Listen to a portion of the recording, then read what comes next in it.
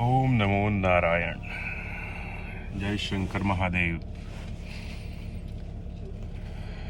ठंड का समय है और काफ़ी ठंड हो गई है।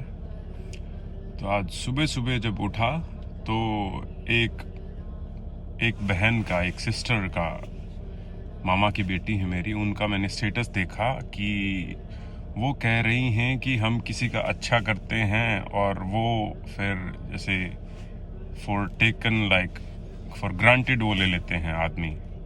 तो वो ऐसा क्यों होता है या ऐसा क्यों लोग करते हैं, या हमें अच्छा करना चाहिए या नहीं करना चाहिए। तो उसको लेके मुझे एक छोटी सी, उसको समझाने की कोशिश में एक छोटी सी कहानी के द्वारा कोशिश करूंगा।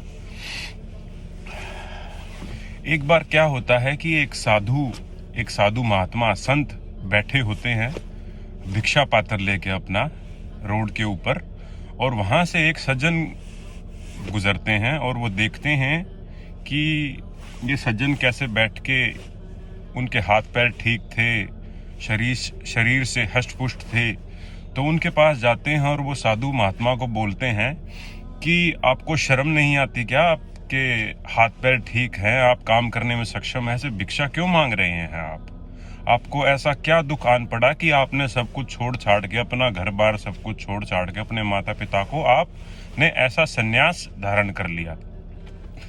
तो वो साधु महात्मा कहते हैं कि मैं तुमको एक छोटा सा एक प्रैक्टिकल एक वो दूंगा काम कार्य करने का, उसके बाद मैं तुमको बताऊंगा कि मैंने अपना सब कुछ क्यों छोड़ दिया। तो वो साधु महात्मा उस सज्जन को बोलते हैं कि तुम्हारी मृत्यु 1 हफ्ते में होने वाली है। और तो वो ये बात सुन के, वो जो सज्जन होता है वो घबरा जाता है। कोई भी घबरा जाएगा, किसी को कहेंगे आपकी मृत्यु 1 हफ्ते में होने वाली है। तो वो सज्जन कहता है कि महात्मा ये आप क्या कह रहे हैं, इसको टालने का कोई उपाय है क्या। तो वो महात्मा बोलती है कि हाँ, एक उपाय है, आपके बदले अगर कोई और आपकी जगह अपनी जान दे दे या मर जाए तो आपकी जान बच सकती है। तो वो ये बात सुन के जब वो सज्जन व्यक्ति होता है तो बड़ा खुश होता है, ओह मेरा तो पूरे परिवार है, अब तो मैं अपनी मृत्यु को टाल ही लूंगा।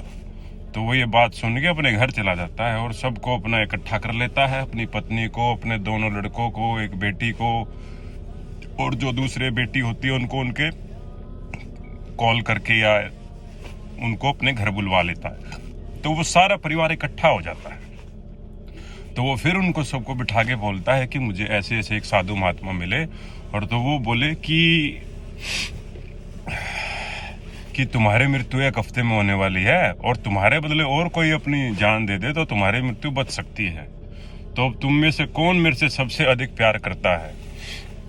तो वो सबसे पहले देखता है कि अपने बेटे की तरफ, उसका एक बेटा जो बड़ा बेटा होता है। तो वो बोलता है कि पिताजी, जो अगर मैं अपनी जान दे दूंगा तो आपके कार्यभारों को कौन संभालेगा, बिजनेस को, काम धंधे को कौन संभालेगा, आप तो वैसे भी कुछ साल में मर ही जाएंगे।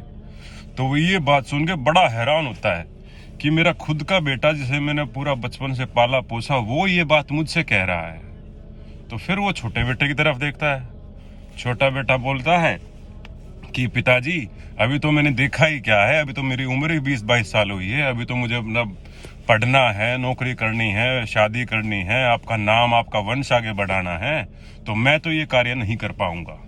तो वो पिताजी फिर निराश हो जाते हैं, और जो सज्जन व्यक्ति होते हैं फिर वो देखते हैं अपनी बेटी की तरफ कि बेटी, तुम तो मुझसे प्यार करती हो, तुम तो मेरे लिए अपनी जान दे सकती हो।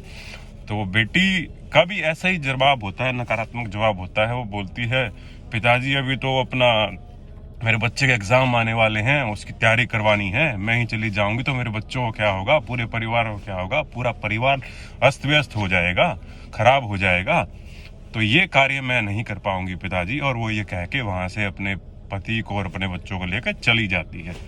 तो आखिरी में बचती है उसकी बीवी, खुद की पत्नी, जिसे वो उसने सबसे ज्यादा समय अपनी बीवी के साथ गुजारा। तो वो इस बात को लेकर बड़ा संतुष्ट सा होता है कि चलो सबने मना कर दिया, बीवी तो हाँ करेगी। तो जैसे ही बीवी की तरफ देखता है तो बीवी का भी वही जवाब आना था जो सबका आता है या सबका आएगा, कोई किसी से आस लगाए बैठे हैं तो वो बोलती है, ये क्या कह रहे हैं आप, मैं कैसे दे सकती हूँ, इन बच्चों को कौन संभालेगा, माँ तो माँ होती है, माँ का प्रेम अलग होता है, तो बच्चों को मेरी ज़रूरत पड़ेगी तो मैं ये कार्य नहीं कर सकती। तो ये बात सुन के तो वो बड़ा निराश हो जाता है वो सज्जन व्यक्ति, और 1 हफ्ते का समय पूरा हो जाता है। और तो वो फिर से साधु महात्मा के पास जाता है और बोलता है, महाराज जी, हाथ जोड़ के ऐसे निवेदन करता है कि महाराज जी, और मैं अपने प्राण छोड़ने के लिए तैयार हूँ, बताइए क्या करना होगा। तो वो महाराज महात्मा जी बड़ा छोटा हल्की सी मुस्कुराहट से बोलते हैं, अरे मूर्ख, मैं तो तुम्हें ये समझाने की कोशिश कर रहा था कि मैंने घर बार छोड़ के मैं यहाँ क्या बैठा हूँ, अब तुम्हें समझ में आ गया कि मोह माया कुछ नहीं है, सबको अपने कर्म करने हैं, अपने अनुसार अपने कर्मों के अनुसार आपको जीवन भोगना है। तो वो सज्जन व्यक्ति वो भी अपना तभी के तभी संन्यास धारण कर लेता है और महात्मा के साथ में उनका चेला बन के उनकी सेवा करने लग जाता है। तो ये कहानी का सार ये है कि आप जितना भी इन चीज़ों से बचेंगे, जितनी जल्दी इन चीज़ों को समझ जाएंगे, मैं ये नहीं कह रहा कि अपने परिवार को छोड़ दो, अपने बच्चों को छोड़ दो, लेकिन आप अपने बच्चों को ऐसी परवरिश दें कि उन्हें समझाएं कि आपका जीवन आपका है, मेरा मेरा है, किसी के ऊपर आप अपनी चीज़ थोपे ना, अपने बच्चों को ये ना समझ लें कि ये मेरा ही है, नहीं, वो आपका नहीं है, वो तो आप तो एक जरिया हो उसको यहाँ लाने के लिए, वरना कोई किसी का नहीं है। और ये बड़ा छोटा सा है और ये बड़ी छोटी सी बात है, और इसको समझना नहीं चाहते लोग, क्योंकि लोगों ने अपने जीवन को इतना अस्त व्यस्त कर लिया है और भारी चीज़ों में, तो उन्हें समय नहीं मिलता ये सब देखने का। तो आशा करता हूँ कि ये छोटी सी कहानी के माध्यम से मैं कुछ समझा पाया हूँगा। तो फिर मिलते हैं। ओम नमो नारायण।